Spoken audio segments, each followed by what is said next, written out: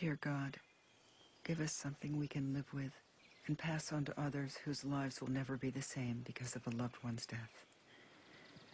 I did not decide on brown eyes for myself, and I now realize that Bobby did not decide to be gay.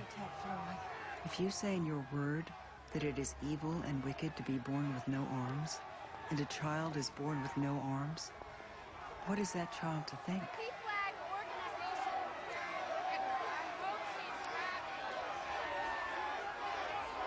Our first order of business is a proposal for a Gay Freedom Day in Walnut Creek. Attention, please. We have a select group to debate the issue. I don't see Next her. up is Reverend Witzel. For one day, people can celebrate their difference rather than feel shame. They should be ashamed.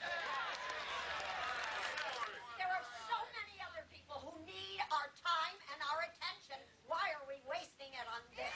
All right, let's have some order here, please. They spit in the face of decency and morality. We cannot allow the fabric of our society to be torn apart. Right?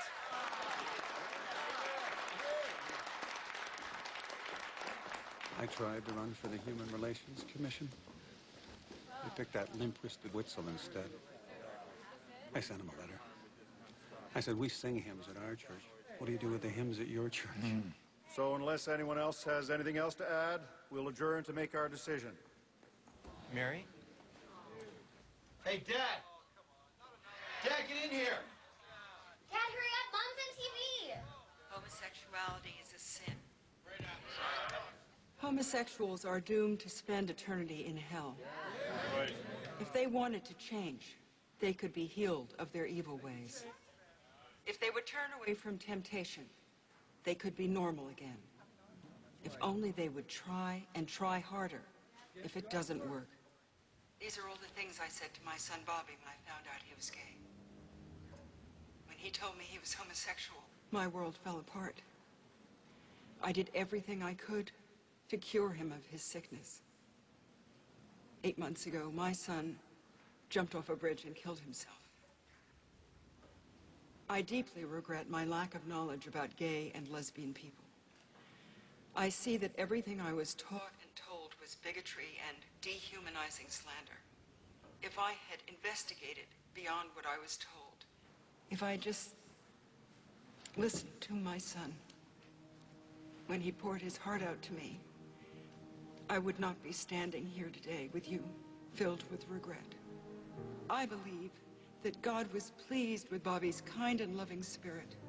In God's eyes, kindness and love are what it's all about.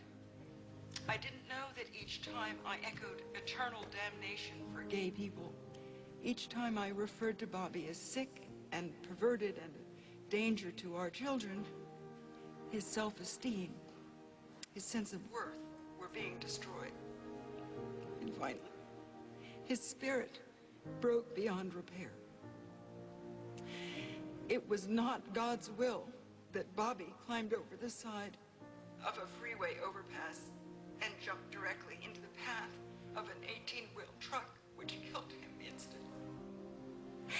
Bobby's death was the direct result of his parents' ignorance and fear of the word gay. He wanted to be a writer. His hopes and dreams should not have been taken from him, but they were. There are children like Bobby sitting in your congregations. Unknown to you, they will be listening as you echo amen. And that will soon silence their prayers to God for understanding and acceptance and for your love. But your hatred and fear and ignorance of the word gay will silence those prayers. So, before you echo amen in your home and place of worship, think and remember, a child is listening.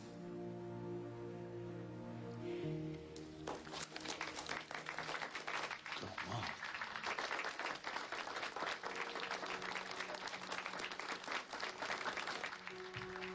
socially good.